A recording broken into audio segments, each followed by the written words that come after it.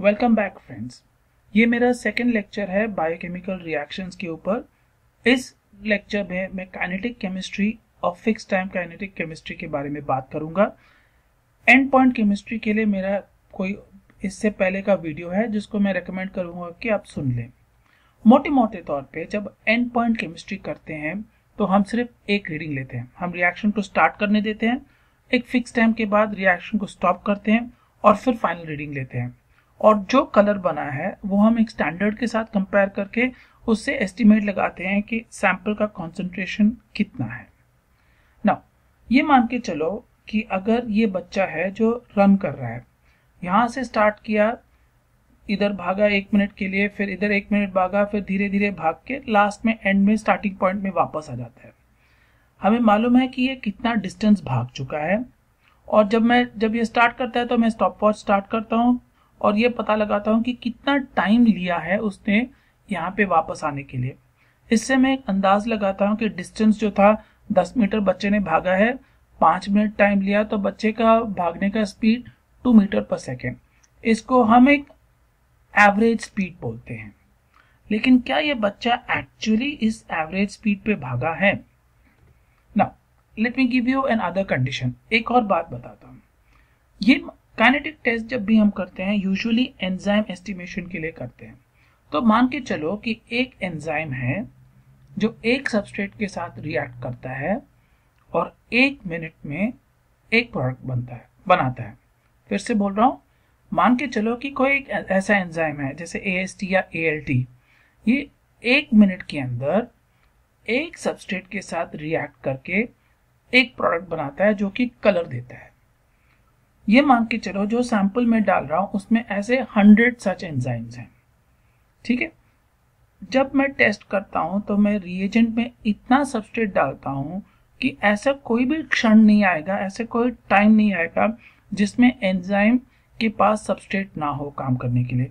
तो जब तक रिएक्शन चल रहा है तब तक सबस्ट्रेट होगा, तब तक एंजाइम सबस्ट्रेट के साथ रिएक्ट करके प्रोडक्ट बनाएगा जो कलर देता है। अब ये मान के चलो मेरे सैंपल में 100 एंजाइम था। जब मैं रिएक्शन शुरू कर रहा हूं 0 सेकेंड पे, उस समय रिएजेंट में मेरा सैंपल भी है, एंजाइम भी है, सबस्ट्रेट भी है। लेकिन क्योंकि रिएक्शन स्टार्ट नहीं हुआ है, अभी तक कोई प्रोडक्ट नहीं बना है। फिर रिएक्शन स्टार्ट होता है 0 से लेकर 1 मिनट के अंदर। मैंने बोला था ये एंजाइम 1 मिनट में एक सबस्ट्रेट को रिएक्ट करके एक प्रोडक्ट बनाता है और 100 एंजाइम था, तो जाहिर है कि 1 मिनट के अंदर 100 प्रोडक्ट बनेगा। टोटल कितने प्रोडक्ट्स बने हैं? 100। 1 मिनट में कितना प्रोडक्ट बना है? 100। फिर हम दूसरे मिनट में आते हैं। दूसरे में 1 मिनट से लेकर 2 मिनट के अंदर 1 मिनट का टाइम है।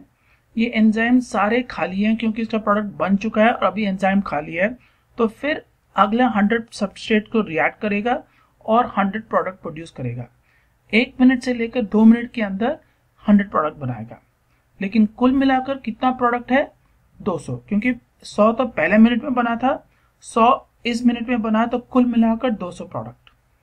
और हम दूसरे से लेकर तीसरे मिनट की बात करेंगे तब भी 100 प्रोडक्ट बनेगा और कुल मिलाकर बनेगा 300 प्रोडक्ट। राइट, थोड़ा बहुत ऊपर नीचे हो जाएगा क्योंकि एग्जैक्टली 100 नहीं आएगा, कभी 99 आएगा तो कभी 102 आएगा, जो भी है। बट मोटे तौर पे एक मिनट में 100 प्रोडक्ट बनेगा और 3 मिनट के बाद 300 प्रोडक्ट बनेगा। जब मैं एंड पॉइंट केमिस्ट्री करता हूं तब मैं चेक करता हूं कि टाइम कितना लिया? 3 मिनट। कितना प्रोडक्ट बना? 300।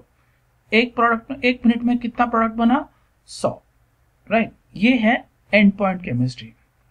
काइनेटिक केमिस्ट्री में मैं क्या करता हूं, हर मिनट में नोट करता हूं कि 1 मिनट 0 से लेकर 1 मिनट तक कितना प्रोडक्ट बना है, 1 से लेकर 2 मिनट तक कितना प्रोडक्ट बना है, 2 से लेकर 3 मिनट तक कितना प्रोडक्ट बना है। मतलब मुझे बार बार रीडिंग लेना है और बार बार चेक करना है कि उस टाइम के अंदर कितने प्रोडक्ट बने हैं। अनलाइक एंड पॉइंट केमिस्ट्री, हम यहाँ पे मल्टीपल रीडिंग्स लेते हैं करीब 60 सेकेंड्स में। टेस्ट के दौरान 3 से लेकर 4 रीडिंग्स ऐसे लेते हैं और फिर देखते हैं कि हर मिनट में कितना प्रोडक्ट्स बना है और इसको एवरेज मान के हम फैक्टर के साथ मल्टीप्लाई करके कॉन्सेंट्रेशन लेते हैं। अब वापस इसी बच्चे पर आते हैं। एंड पॉइंट केमिस्ट्री में हम पूरा टाइम लेंगे और बोलेंगे कि बच्चे का एवरेज स्पीड इतना है, लेकिन काइनेटिक केमिस्ट्री में मैं हर एक मिनट में देख रहा हूं कि पहले मिनट में कितना भागा, दूसरे मिनट में कितना भागा, तीसरे मिनट में कितना भागा। एंजाइम अगर ठीक से काम कर रहा है, अगर मेरे रिएक्शन के कंडीशंस बिल्कुल बराबर हैं, फिट हैं, तो हर मिनट में उसको एक ही मिनट भागना है। जैसे यहाँ पे ऊपर नीचे करके भाग रहा है, लास्ट में तेजी से भाग रहा है, ये मतलब मेरा रिएक्शन का कंडीशन जो था ठीक नहीं था, जो एंजाइम का एस्टिमेट कर रहा हूँ खराब है, मुझे ये टेस्ट रिपीट करना है। लेकिन अगर यही चीज मैं एंड पॉइंट केमिस्ट्री में करूंगा तो मुझे फाइनली प्रोडक्ट मिलेगा और उससे मैं कैलकुलेट कर लूंगा कि कितना कॉन्सेंट्रेशन है, लेकिन रिएक्शन कैसे भागा इसके बारे में पता नहीं चलेगा। काइनेटिक केमिस्ट्री में एक ग्राफ बनता है कि हर मिनट में कितना प्रोडक्ट बना है, और अगर वो ग्राफ स्ट्रेट नहीं है, अगर वो ग्राफ सीधा नहीं है, तो मुझे ये पता चलता है कि रिएक्शन जो चल रहा है वो खराब चल रहा है, वैलिड नहीं है, और उस टेस्ट को मुझे रिपीट करना पड़ेगा। इनिशियली हम लोग ये सारे एंड पॉइंट केमिस्ट्री सिर्फ एंजाइम्स के लिए करते थे। नाउअडेज हम लोग ऑटो एनालाइजर यूज करते हैं। ऑटो एनालाइजर में हर 10 सेकेंड पे हर एक टेस्ट का रीडिंग ली जाती है, तो चाहे ग्लूकोज एस्टिमेशन हो, चाहे प्रोटीन एस्टिमेशन हो, या फिर चाहे एंजाइम एस्टिमेशन हो, क्योंकि मैं हर मिनट में रीडिंग ले रहा हूँ, हर 10 सेकेंड में रीडिंग ले रहा हूँ, तो हर एक टेस्ट जो आजकल ऑटो एनालाइजर में करते हैं वो काइनेटिक केमिस्ट्री है। लेकिन सेमी ऑटो एनालाइजर की बात करें तो दो किस्म के टेस्ट होते हैं, एंड पॉइंट केमिस्ट्री और काइनेटिक केमिस्ट्री। मोटे मोटे तौर पे एंड पॉइंट केमिस्ट्री और काइनेटिक केमिस्ट्री में क्या डिफरेंस है? एंड पॉइंट केमिस्ट्री में हम सिर्फ एक रीडिंग लेते हैं, रिएक्शन को स्टार्ट करते हैं, रिएजेंट ब्लैंक होता है, रिएक्शन में सीरम डालते हैं, रिएक्शन को चलने देते हैं और किसी न किसी तरीके से रिएक्शन को रोक देते हैं और फिर एक रीडिंग लेते हैं। काइनेटिक केमिस्ट्री में मल्टीपल रीडिंग्स लेते हैं, 3 से 4 रीडिंग लेते हैं फिक्स टाइम के बाद, कभी 30 सेकेंड हो या 60 सेकेंड हो, जो किट बोलता है। एंड पॉइंट केमिस्ट्री में रिएक्शन जो है स्टॉप हो जाता है, या तो हम स्टॉप सॉल्यूशन डाल के रिएक्शन को बंद करते हैं या रिएक्शन अपने आप खत्म हो जाता है। लेकिन काइनेटिक केमिस्ट्री में टेस्ट चलता रहता है, हमारा गिवन टाइम के अंदर टेस्ट फुल स्पीड में रहता है, और उसके बाद चाहे जो भी हो मुझे उससे चिंता नहीं है, मुझे इस 3 या 4 मिनट के अंदर क्या एवरेज स्पीड है वो चेक कर लेता हूँ। एंड पॉइंट केमिस्ट्री में जाहिर है क्योंकि एक ही रीडिंग ले रहे हैं तो कोई ग्राफ नहीं बनता है, वेराज काइनेटिक केमिस्ट्री में ग्राफ बनता है और ग्राफ से मुझे ठीक से पता चलता है कि रिएक्शन कैसे चला है। एंड पॉइंट केमिस्ट्री में मुझे एक स्टैंडर्ड की इस्तेमाल करना पड़ता है, लेकिन काइनेटिक केमिस्ट्री में मैं एक फैक्टर का इस्तेमाल करता हूं और उससे कैलकुलेट करता हूं कि कॉन्सेंट्रेशन क्या है। The next thing which we'll discuss is fixed time kinetics. ये पिक्चर सिर्फ ये दर्शाने के लिए है कि फिक्स टाइम काइनेटिक इस कुत्ते की तरह है, धोबी का कुत्ता, न घर का न घाट का। मतलब क्या? ये एक टेस्ट है जिसमें एंड पॉइंट के काफी सारे फीचर्स हैं, काइनेटिक केमिस्ट्री के भी काफी सारे फीचर्स हैं। क्योंकि कुछ डिफरेंसेस है एंड पॉइंट से, तो उसको एंड पॉइंट में नहीं गिनती की जा सकती है। क्योंकि काइनेटिक केमिस्ट्री से भी कुछ डिफरेंट है तो उसको काइनेटिक के भी गिनती में नहीं की जाती है। तो ना तो ये एंड पॉइंट रहा, ना तो ये काइनेटिक रहा, दोनों के बीच में रहा। हेंस इसके लिए हमने एक अलग से नाम दिया है फिक्स टाइम काइनेटिक्स। ये test is done only for creatinine estimation. Creatinine estimation के लिए हम फिक्स टाइम काइनेटिक्स की इस्तेमाल करते हैं। तो पहले हमें थोड़ा मालूम होना चाहिए कि क्रिएटिनिन एस्टिमेशन का प्रिंसिपल क्या है। जो हम क्रिएटिनिन एस्टिमेट करते हैं सीरम में हो या यूरिन में हो, जैफेज प्रिंसिपल्स के बेसिस पे टेस्ट करते हैं। जैफेज प्रिंसिपल में क्रिएटिनिन जो है सीरम में या यूरिन में, वो पिक्रिक एसिड के साथ रिएक्ट करता है अल्कलाइन मीडियम पे और एक ऑरेंज कलर देता है। ये ऑरेंज कलर जो बनता है फाइनल कलर, इसको एक स्टैंडर्ड के साथ कंपेयर करके टेस्ट करते हैं कि कितना ऑरेंज कलर बना है तो कितना कॉन्सेंट्रेशन है। लेकिन ध्यान रहे कि ये एक नॉन स्पेसिफिक टेस्ट है, मतलब मैंने सिर्फ सीरम को या यूरिन को पिक्रिक एसिड के साथ रिएक्ट किया है, एक ऑरेंज कलर बनाया और उस ऑरेंज कलर का रीडिंग ले रहा हूँ। बहुत सारे ऐसे केमिकल्स हैं ब्लड में और यूरिन में जिसको हम नॉन क्रिएटिनिन क्रोमोजेंस बोलते हैं। नॉन मतलब जो नहीं है, नॉन क्रिएटिनिन मतलब जो क्रिएटिनिन नहीं है, क्रोमोजेन मतलब जो कलर देता है। मतलब बहुत सारे केमिकल्स ऐसे हैं ब्लड और यूरिन में जो क्रिएटिनिन नहीं है, लेकिन फिर भी पिक्रिक एसिड के साथ रिएक्ट करके क्रिएटिनिन जैसे कलर देते हैं।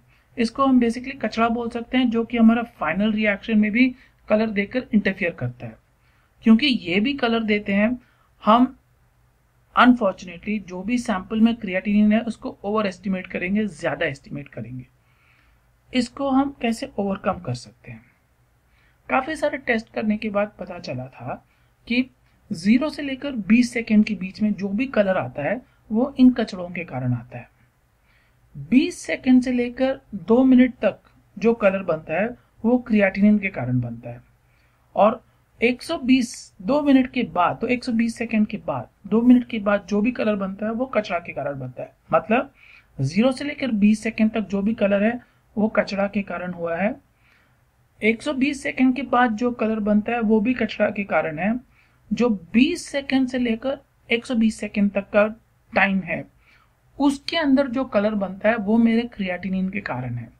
तो मैं जब टेस्ट करता हूं इस गैप 20 सेकेंड से लेकर 120 के अंदर जो भी कलर आया है उसको टेस्ट करता हूं। कैसे करता हूं? पहले सैंपल और रिएजेंट को डालता हूं, रिएक्शन को स्टार्ट करता हूं।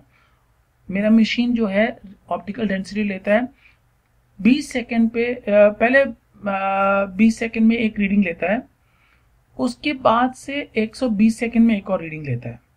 120 सेकेंड से लेकर 20 सेकेंड के बीच में जो भी कलर बना है वो क्रिएटिनिन के कारण है। इसको ऑप्टिकल डेंसिटी मान के स्टैंडर्ड के साथ कंपेयर करता है। मुझे 2 रीडिंग लेना है, एक जो है 20 सेकेंड में और एक जो है 120 सेकेंड में, और दोनों का डिफरेंस जो है वो कलर है जो मेरे क्रिएटिनिन के कारण बना है। अब ये देखिए, जब मैं एंड पॉइंट केमिस्ट्री करता हूं तो मैं सिर्फ एक रीडिंग लेता हूं। यहां पे मैं कितना रीडिंग ले रहा हूं? 2 रीडिंग। तो ये एंड पॉइंट केमिस्ट्री नहीं हुआ। अगर मैं 2 रीडिंग ले रहा हूं तो काइनेटिक है क्या? नहीं, क्योंकि काइनेटिक में 4 रीडिंग्स लेना होता है, यहाँ पे मैं सिर्फ 2 रीडिंग ले रहा हूं। तो ये काइनेटिक से भी हटके है, ना तो एंड पॉइंट की गिनती में आती है ना काइनेटिक की गिनती में आती है। तो इसको हम फिक्स टाइम काइनेटिक्स कहते हैं। ना ये टेस्ट एंड पॉइंट केमिस्ट्री के साथ कैसा है? क्योंकि हमें इसका स्टैंडर्ड की जरूरत पड़ती है तो थोड़ा बहुत एंड पॉइंट केमिस्ट्री जैसा है, लेकिन 2 रीडिंग लेते हैं इसलिए एंड पॉइंट केमिस्ट्री नहीं है। काइनेटिक टेस्ट में मैंने बोला था कि स्टैंडर्ड के इस्तेमाल नहीं होता है, यहाँ पे स्टैंडर्ड का इस्तेमाल होता है। तो ये इस चीज से काइनेटिक से हिला हुआ है।